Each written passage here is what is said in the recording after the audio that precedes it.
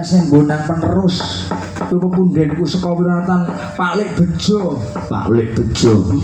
Karo miring-miring ning bonangane trampil ora jamak-jamak. Jeneng ngetek. Wah, jan hebat. Matur nuwun, Nduk, coba kanggo ngergengke parigan bengi iki pantes ngaturke rasa syukur lan ngaturke panuwun sing tanpa kepindhan. Konjuk kantor Bapak Amir Mas Duki katuran nyawiji pinarak wonten panggung wonten ketang mung sekelimah kulaturi paring pangandikan mliginipun kagem kerawitan Madjalaras ing dipun pandhigani Mbah Garbo Sasmita. Monggo Pak Amir Mas Duki katuran pinarak wonten panggung serta kica.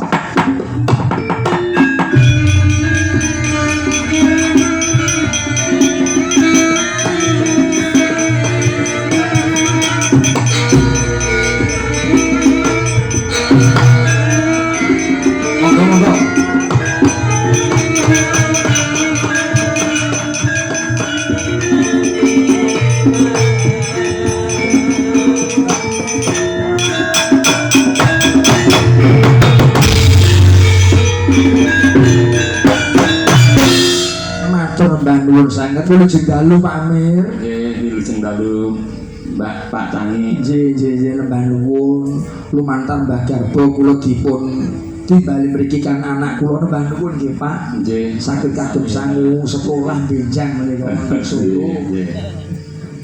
Kula kala wau sampun matur. Nggih, Bapak. Nggih, siap. Bu bilih Bapak badhe paring pangandikan sekelima Pak utawi apresiasi kagem pareng apa? Kru kerawitan Madjalaras supados langkung giat lan semangat. Monggo Pak Amir. Kawula ngaturaken sangat berbahagia dan sangat bangga dumateng Sanggar Madjalaras.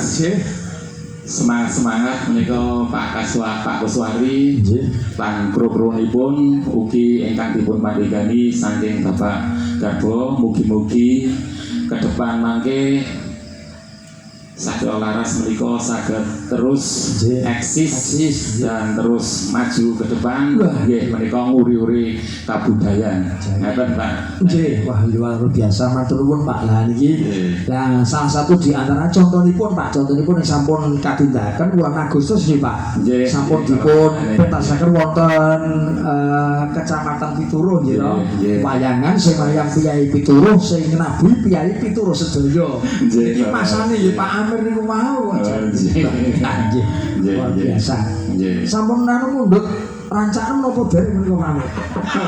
Kacarios menika nuwun sewu lho nggih. Niku keluh kesah Mbah Garbo lha pripun ajengaken wong rancane dipangan teter ngene. Nggih, insyaallah mangke Pak Pak Tangi. Nggih. Mangke saged dikomunikasikan saged dikondisikan ngeten nggih Pak. Lah siap. Nggih. Matur nuwun. Nggih. Badhe nganu Pak, badhe ngaturaken menapa utawa badhe mundhut lagu menapa? Mundhut lagu.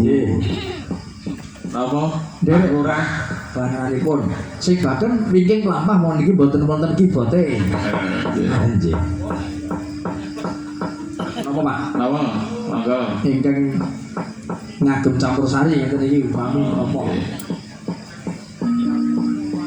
Caping gunung rondo gempleng menapa badhe? Nggih. Caping gunung mawon nggih. Caping gunung nggih. Nggih. Nika dawuh mangke supados dipun aturaken. Nggih. Nggih, kok menawi ngaten. Mekaten Pak Mir. Matur nuwun sanget. Mbah nuwun sanget Bapak Ibu sedaya kirang langipun nyuwun ngapunten. Nggih.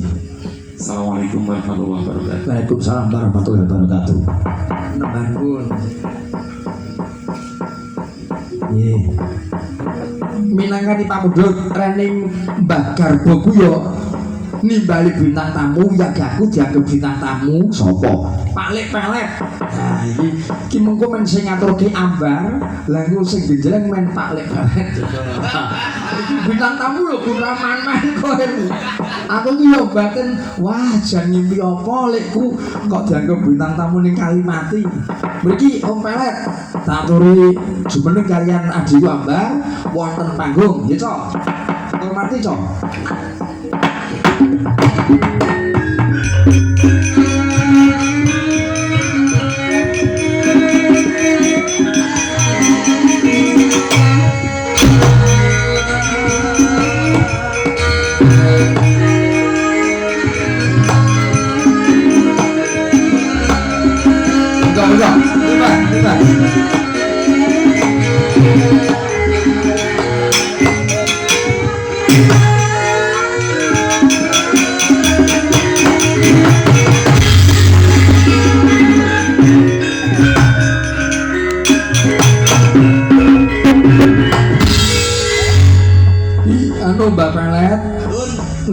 sampean karo aku ya tanggep wis yoga biasa. Dan nek bengi iki dianggep ora biasa. Mergo Mbah Garbo niku ngendika, niki Mas Balik kudu nderek. Menika kesenengan kula. Nah terus iki sampean tak atur mriki minangkani Mbah Garbo Sasmita sing ngersake. Jane panjenengan aja ngomong kaya niku. Kula sane ngisine, munggah niki sane ngisine. Mergane isin apa? Karo anu kula tutupi ngangge Jare. Heeh. Lah rumiyin ajeng troprakan. Oh. Ora sah basa nek karo biyen tau arep troprakan. Arep troprakan. Oh. Lah kula sing isin ampun wae duit kula pun mandiri 2 juta. Waduh. Yes, Dik Barat, gue gawe anu sesuk gue gawe nanggonku. Lah terus wonge ra mantu piyayine. Iya, bener. Wong aku malah wonge urung genah kok. Maksud urung genah piye? Urung genah karo piyayine wonge sing endi Oh alah, ha mau sing ngendika kae ngagem anu Mbak Arjo ini sarang aku lali sih. Oh, duitnya. Isin banget duitnya sentek lah kula muni. Pak Garbo, piye? lah duitnya 2 juta ampun entek pripun. Mboten masalah. Yuk niki kok dilalah wonten gantine niku seneng banget. Wonten gantine wayang. Nah, ning sampean aja kesususan nang dhisik. Pripun? Mbak Garbo le ngendika, mergo biyen aku semene 2 juta, lek mukon mangkat sesuk aku ora bayar. Iku biyen wis tak kei 2 juta. Dadi ki nyarutang lho, meneng-meneng lho. Barani apa lho? Alah ngerti ora ora mangkat. Semono.